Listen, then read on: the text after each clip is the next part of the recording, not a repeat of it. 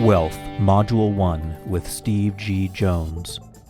Hi, I'm Steve G. Jones, clinical hypnotherapist, and I want to tell you a little bit about myself before we get started.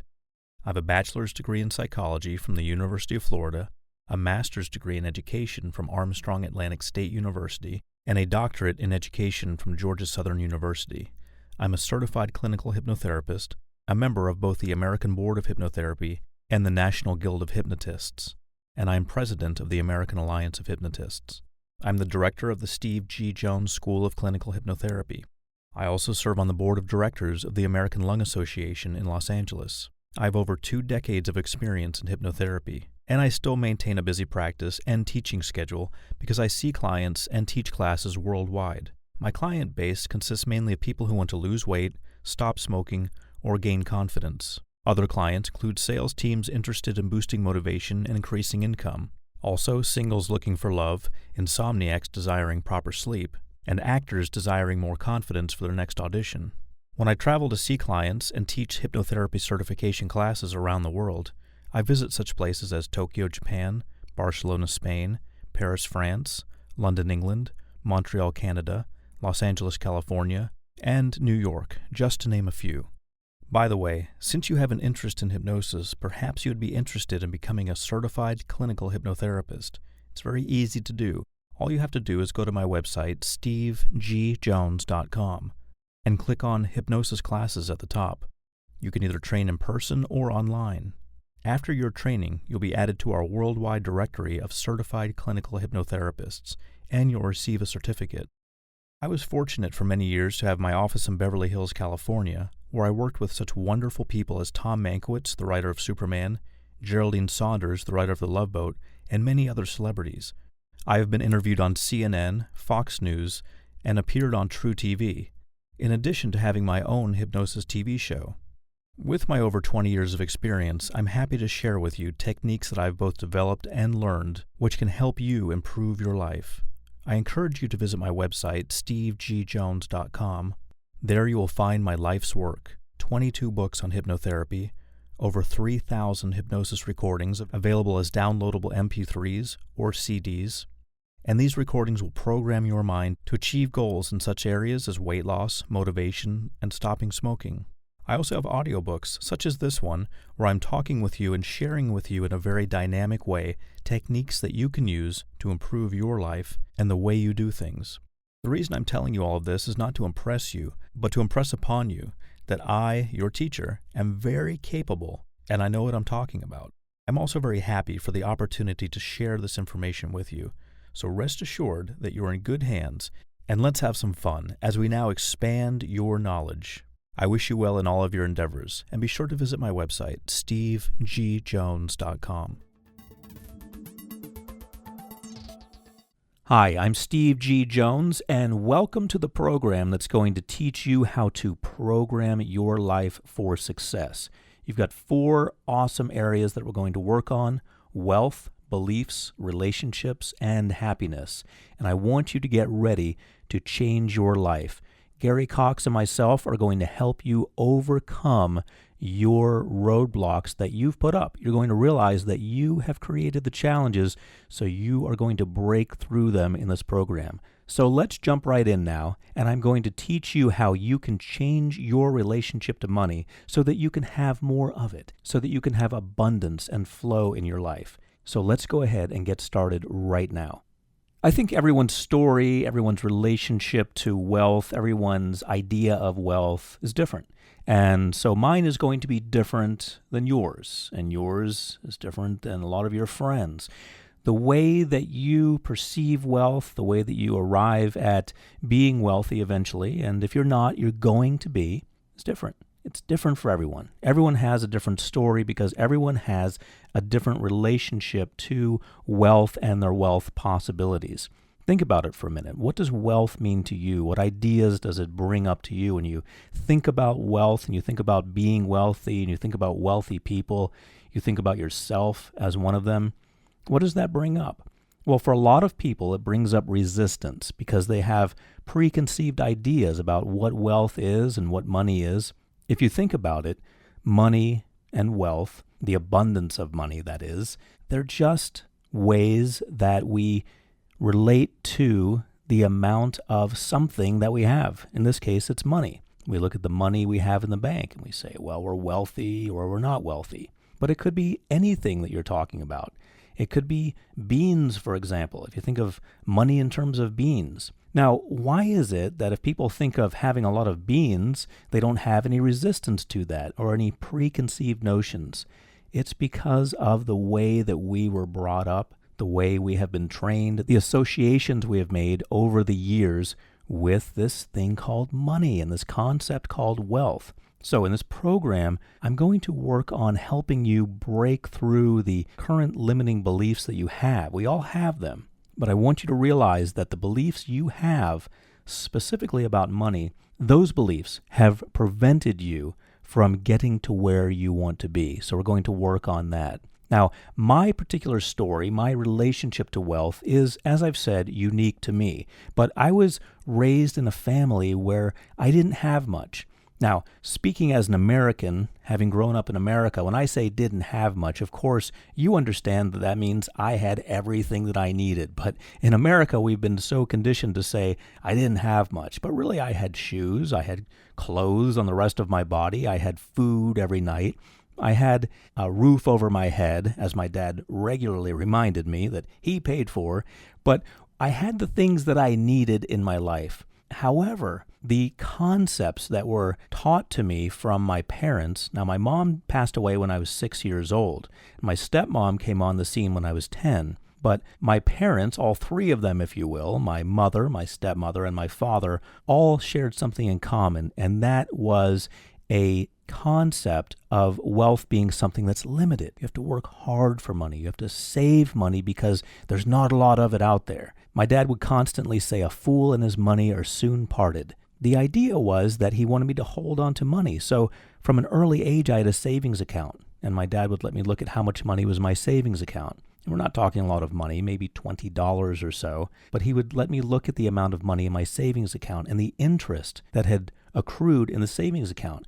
I think this was actually helpful because now I also have a savings account and I also look at the interest and I'm fascinated by it, money just growing on its own. However, some of the other ideas that he put in my mind, with the best intentions I might add, were the ideas of limitation. Money was something that was really difficult to get. You had to work really hard to get it. And once you got it, you had to save it. You had to put it away. You had to hide it from the world because who knows, something might happen to it. These are the types of concepts, and you have your own from your own childhood. These are the types of concepts that get into people's heads and stay with them through adulthood. When you think about it, the universe is limitless. There aren't any limits. There's money all around. So if you start to embrace these ideas, then you get a different relationship with money. However, it becomes an intellectual or knowledge-based relationship.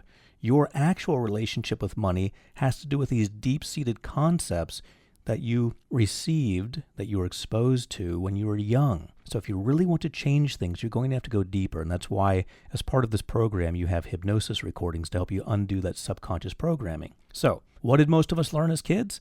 That money is scarce.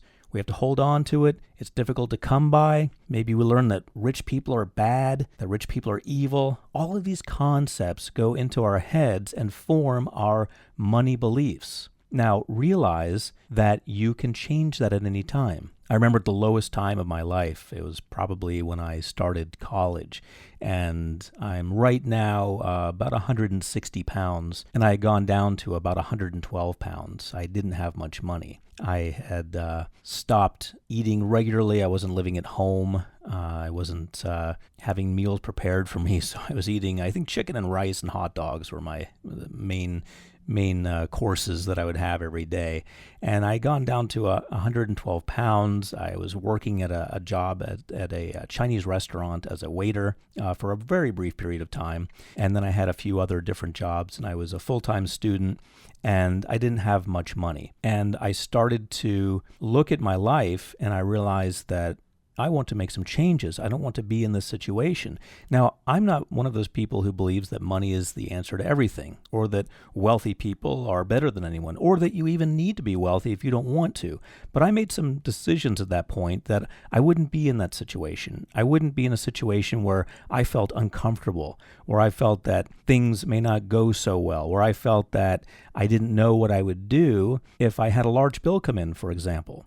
And I've been in the situation where I've had bill collectors calling me and so forth, and I realized I didn't want to be in that situation anymore. I wanted to change things. So I made a decision that I would change my relationship to money. So, of course, for me, it was an academic pursuit. I pursued academics. I received my bachelor's and master's and doctorate and made a life for myself. But even before that, because education for me took a long time, I did it over the course of many years. But even before that, I decided that I would raise myself up by picking up my hypnotherapy practice, by increasing the clients that I was seeing, making changes along those lines. So I made the decision that I would apply myself in life, that I would make sure that I had an abundance of money. But as I've said, everyone's story is different. Currently, my life is a lot different than it was. Currently, since I decided to apply myself, decided to increase my hypnotherapy business, to really pursue it and to change things, currently my life is a lot different. Recently being featured on the Millionaire Matchmaker TV show as both a hypnotherapist and as one of the millionaires, I can now say that I've reached a landmark in my life where I've been publicly acknowledged as a millionaire. So that was nice, but I don't think that that really means much. I think that having money is nothing more than an indicator of how much you have helped other people. Now, of course, you can get money by doing things that you shouldn't do, but for me, it was a strong indicator of the amount of lives that I have touched. So I was honored to have reached that milestone. And I think that my journey revealed secrets to wealth because along the way, I had to contend with a lot of challenges. I came from a family which didn't believe in necessarily having an abundance of money and instead believed in holding on to what it had. So I always had the high water pants when I was a kid. You know, the pants that are too tight and too small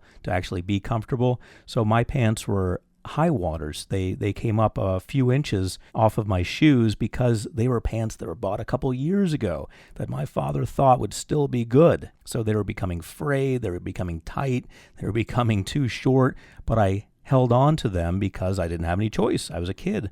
I had to hold on to them. My allowance that I received, which I think was $1 a week, I think I got, wasn't enough to have me in new clothes constantly, and plus I didn't have access to stores as a kid. So along the way in my journey, I had some ups and downs with my belief system because here I was achieving financial success, but at the same time having these concepts from early childhood that rich people aren't the best people on the planet, and that having an abundance of money isn't necessary, and that money is something that's difficult to come by and you should hoard it when you do have it.